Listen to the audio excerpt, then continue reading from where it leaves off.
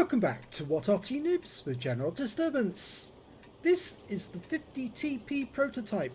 It's the Tier 8 Polish Premium Heavy Tank. It's the first Polish tank that actually came out. And this one's located on the north spawn of Erlenberg under the command of Citron01. And yes, he's on his way to his next third mark of excellence. And you can see 2 on the barrel already. Well, this tank has a 122mm gun, which is capable of 440 alpha, which is the sort of alpha you get from the Tier 9 and the Tier 10 heavy tanks, for that matter. It also has a rather long reload as well. Standard reload is 13.61 seconds, but he's managed to knock it down to 11.19. It has pretty good armour on the upper plate and the turret. But the rest of the hull isn't so great, and they spotted the enemy already. It's a Tier 8 game with Tier 6 tanks in it.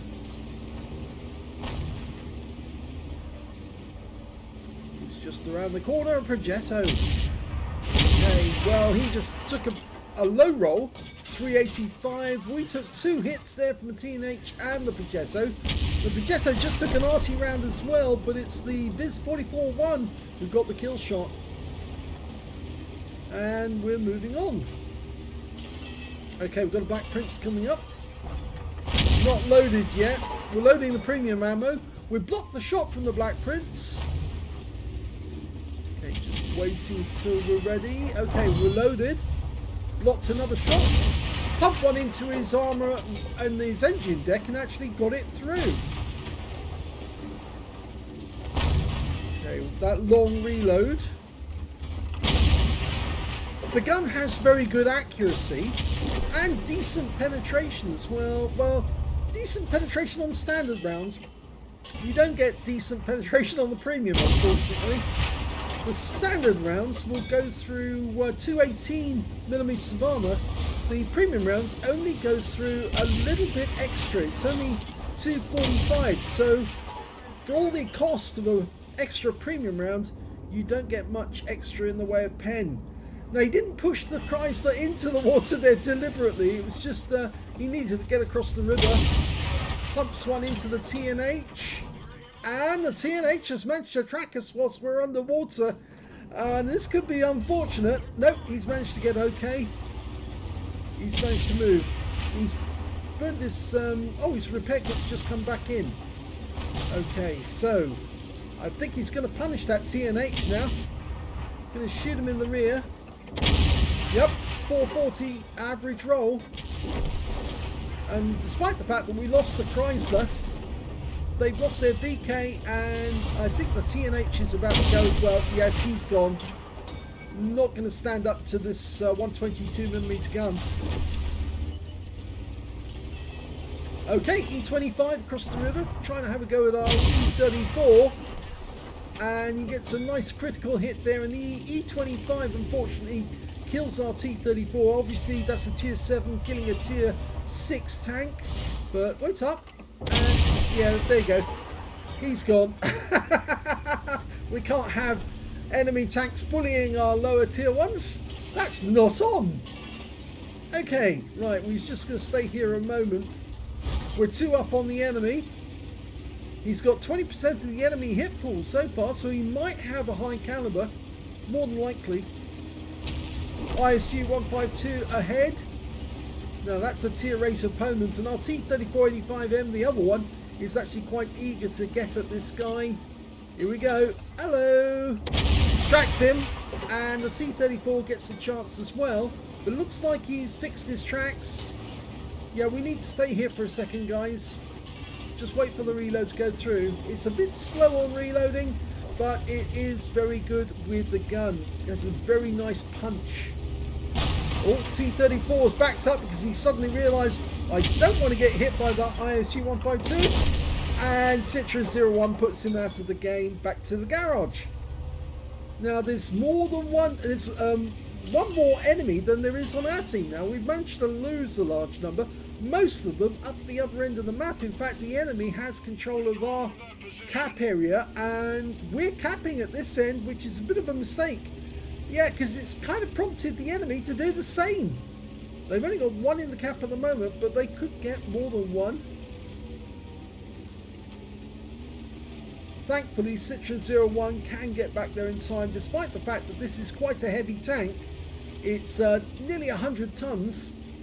It's actually fairly fast, 35 kilometers an hour. So he can get back, but he's going to probably take a few shots from that poodle as he's on his way. And try one snapshot while he's going. Well, they've only put one in the cap, but we lost one of the guys who was in the enemy cap down at the other end, thanks to that poodle. So the enemy now has the advantage.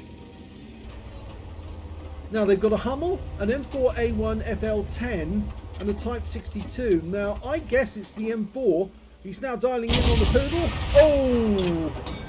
Normally the accuracy is very good, but dispersion let him down there. Now he has to go to the cap because there's only 30 seconds left. You've got to get across. Ideally we go across the bridge. It's the FL10. And one shot's enough to finish him off completely. Now let's see about that poodle. He was chasing us.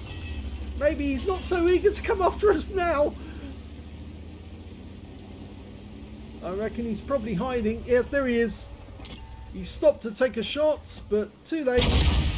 Takes a big hit, 479 high roll.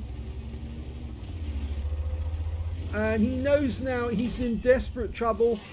We know where the Arty is now. The Hummel must be over in the east side of the map, down at the south end. Hello, Mr. Poodle. One shot's all it takes. Snap, and he's down. That means there's only two enemies left, the Type 62 and the Hummel. Now he's using the buildings to go down to the south end. The Type 62 in the meanwhile had killed off the last of our teammates that were sitting in the cap for a while. I'm not sure if he was the one who killed them both off, actually. It may have been him, because the poodle was coming over from the east side of the map and he's been spotted. Now I think that's the Type 62 that spotted him, and the Hummel's just responding to the first sighting. I don't think the Hummel could have spotted and shot him, because the Hummel's only got a view range around about 260, 265 millimeters. Oh, it's the Type 62, and he's over this side as well, because he just bounced around off us. Just goes to show the armor on this tank on the upper plate, and the turret is very good. You need to aim for the lower plate or the sides and the rear on this thing. It's got 210 millimeters on the front of the turret, it's 170 millimeters on the front of the hull, but it's fairly weak on the sides. 90 on the sides, 80 on the rear. Where is that T62? There's the T62. One shot's enough for him, and that's the Top Gun. Oh, the Hummel tries again, very valiantly, but I'm afraid, yeah, this time round you are going to be, yeah, look at that RAM. 183 and one shot to kill, and he's won the game. Guns up.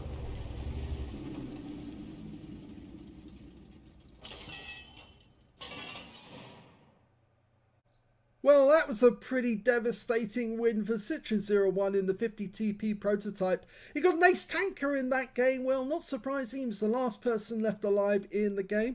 Got a bruiser medal for getting at least 5 critical hits. He got 7 in total. A duelist for taking down 2 tanks who damaged him, and a 5 for effect for doing more damage than the hit points of his own vehicle. He got a defender medal because he reset the cap whilst the enemy had more than 70 capture points. In fact, that was the FL10. He also got a high caliber for dealing the most damage in the game, and a Top Gun for getting at least 6 kills. In fact, he ended up on 7, one short of getting a Radley's. Let's have a look at the team score. Well, the highest damage with 5,650 hit points. The next high scorer was that Type 62 at the end. I think he was the guy who assassinated our teammates in the cap. 3,837 hit points went to him. And the third highest damage in the game is the Chrysler K of all things, with 1,733. So you can see big difference between Citron01 and the rest of his team. When it came to kills, again, he's got the highest with 7. 5 kills for the Type 62. Yes, I think that included the 2 guys who were capping. And the third highest damage in the game actually is shared between the GSOR 1008, the Viz 44-1, and the E25. All had 2 kills apiece. And when it came to base XP, yes, he's got the top in all 3 columns, 1,642, making him the only player on his team to get over 1,000, but the Type 62 managed 1,045, so he was on the same sort of level of damage, but yes, in a premium tank as well. The Type 62 is a premium, so is the 50 TP for that matter. But yeah, very well played by both these guys. Obviously, the Type 62 wasn't going to be able to hold out against the heavy tank with still most of its armor intact. So let's have a look at details. 20 shots fired, 16 direct hits and 15 penetrations. Damage of 5,650 hit points, all of it at close range. 9 hits received from the enemy, 3 penetrations, 5 non-penetrations, and 2 hits by way of splash as well. 830 hit points of damage blocked by armor. 10 enemy vehicles were damaged, 7 were killed, 214 hit points of damage assist, and he got 82 defense points when he reset the cap with the FL10 in there. 101,958 credits from the game, 51,999 from Christmas holiday ops, and after repair, ammunition, resupply and consumables, took away 135,750 credits profit. So by judicious use of the right shells, he actually made a nice little profit there. And I think that's down to the fact that he wasn't relying on premium ammo, because the premium ammo on this tank isn't that good. It's not much of a jump in penetration to actually ensure that you take down the enemy tank. So you're much better off just aiming for the weak spots on the enemy tank and using standard ammo, and that helps you to make a profit. 1,642 XP, 246 for the premium vehicle tier, and 2,709 experience points altogether. So the first game is actually quite a good one, and he ends up as the sole remaining lone survivor of the match. Let's have a look at the second battle. And the second match is on the north spawn of El Halluf.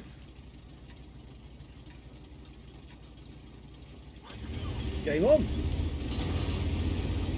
Now, this tank was only a blueprint. It was supposed to weigh 50 tons, but of course in the game it's actually coming in at, actually I said 100 tons, actually it's 60 tons in total, 59.9. And you can see he's actually getting an assist here from his platoon mate in the TL1 LPC, and he's thanking him for it. Yeah, 35 kilometers now. It's not going to help him get to the northwest spot very quickly, unless of course he gets an assist. This way he can keep up to almost 40 kilometers an hour, but of course he's slowing down as they go up the incline. Now his gun depression is actually quite good, 10 degrees. So in fact actually you can get slightly better gun depression if you shoot over the sides of the vehicle, obviously.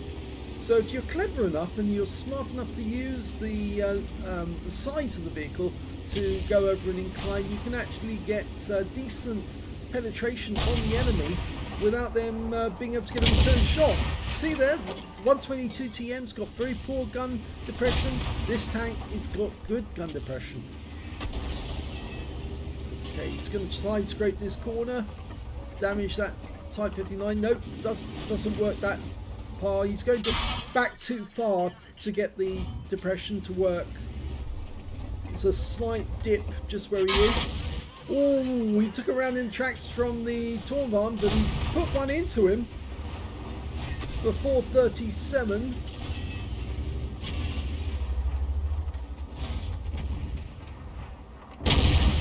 Pumps around into the 122 TM.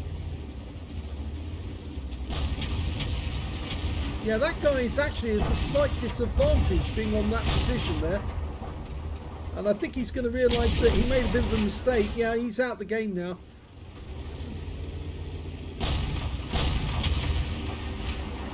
Okay, this is where he uses the gun depression over the side. Notice how much more it increases.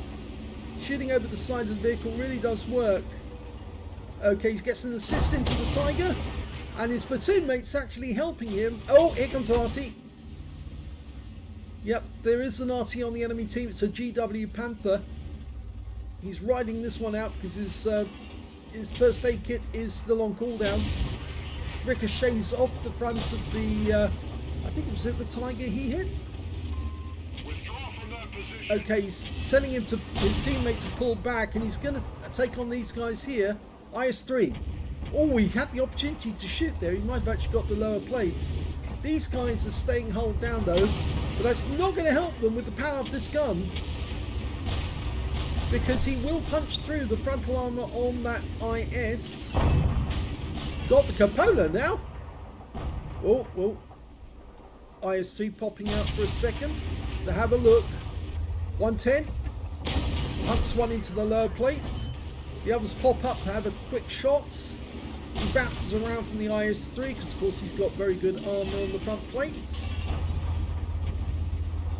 Okay, our teammate there is getting in the way a bit.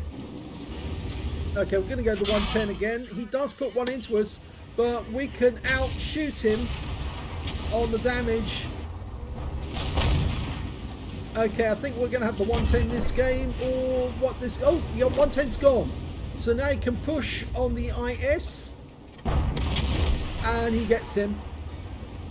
So that's 2 kills now, Citron01, and they're going to gang up on the IS-3. No chance he's going to survive this. He's just fired, and now he's in trouble. That's 1. Got a low roll on that, 391. Takes a round in the tracks. IS-3 just took an RT round, so time to put a last round in. Kill him. Yep, he's gone. Type 59's next. And he's gone. It's a 9-2 game so far. There 7 tanks up on the enemy. Oh, IS-2 shielded. Trying to sneak away there. But he's been spotted, and that's too late for him. 1 into the engine bay. 450, a high roll. The 7032 is like swinging around to try and take him out, but the IS-2 shielded just got taken out by his platoon mate, TL1 LPC. Zaka1. Okay, this enemy has lost comprehensively. There's only 3 of them left now. The Arty, the CS44, and also a Sturmil. We haven't seen the Sturmil yet, but I'm sure he's just up ahead. And the GW Panther will make himself known very shortly. There is the Sturmil, off to our left. He's already taken bad damage. He's gone. So there's only 2 left now. I think the GW happens to be just over that rise.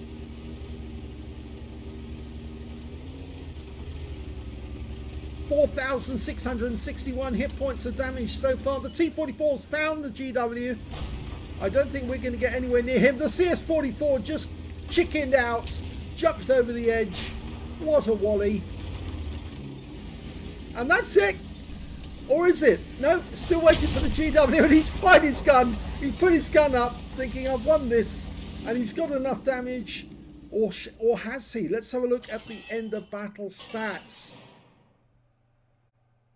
Here's the end of battle stats, and yes, of course, he got his 3rd mark. He knew he'd done it. He knew he'd got enough damage to get that 3rd mark of excellence, and now it's 3rd mark. Yes, he also got an ace tanker during that game, as well as a bruiser for getting at least 5 critical hits. He got 5 exactly. Fire for effect for doing more damage than the hit points of his own vehicle, and yes, the high caliber for dealing the most damage in that game overall. He knew he'd done enough for this one.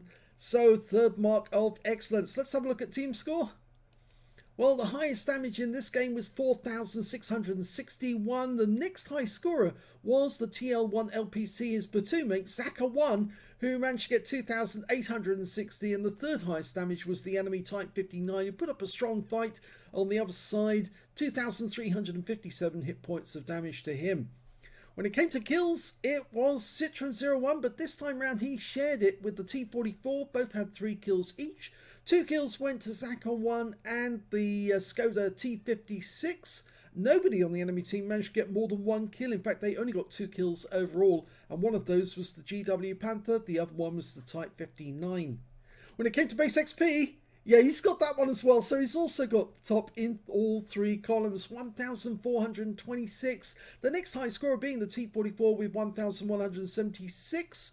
And the third highest was Zaka1 in the TL1 LPC, who managed 1,075. Only 3 guys managed to get over 1,000 base in that game.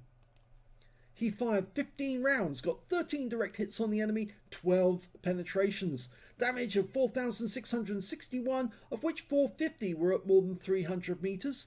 7 hits received from the enemy, only 2 of which actually penetrated, and that 110 was one of them who actually did manage to get a round in. 5 non-penetrations and 2 hits by way of splash damage as well. 650 hit points of damage blocked by armor. 1 enemy vehicle spotted, 7 enemy vehicles damaged, 3 killed, 530 hit points of damage resistance. 89,195 credits for the game, 66,897 from personal reserves, 13,379 from battle payments, and then 45,490 from personal missions payout. He came to a grand total of 272,938 credits for a 6-minute game. After repair, ammunition, respawn and consumables, he took away a profit of 154,973 credits. Yes, he did use some premium ammo, but he did need to in this occasion, and it worked. He also made the smart move of actually switching from going in the same spot where Zaka1 was operating, going down that outer channel, to the inner one where the IS-3, the 110 and the IS were located, because it was much better to take those guys on with his gun depression than to try and get at the Type 59, who was putting up a good fight. So he actually made the smart move there. 1,426 XP, 1,070 from personal reserves, 214 for this being a premium vehicle, and 321 because he played in a platoon. He took away 3,744 experience points altogether. So the 50 TP prototype, it's kind of like the 252U Defender in many ways. It's the Polish version of the Defender, and it's actually quite strong. I think a lot of people, when they bought it, weren't so sure that it was a strong tank to play because of the DPM. It's not quite as good as the Defender or the other tanks, but it's that penetration in the end, the fact that and the accuracy, as well as the fact that it's a decent gun. So yes, it's got overall it makes up for the fact that it doesn't have that great DPM. It makes up for it with A, good gun depression, and B, that gun, the amount of damage it can do overall, which is of course the same sort of damage you'll get on tier 9 or tier 10, but at tier 8. So when it's top tier, like in this battle or the previous battle, it can actually be very, very effective and dominate the battle. So congratulations to Citron01 on his 3rd mark of excellence. I'm sure he'll be sending me more replays where he's got another 3rd mark. He seems to be getting them as often as Skill4 LTU does. If we want to see these sort of battles, that's great, because it tells us how we can fight these tanks when we do get them for ourselves. I hope you enjoyed that replay. If you did, please give this video a like. Do subscribe to our channel. Leave a little comment down below because it feeds the algorithm. And thank you for watching.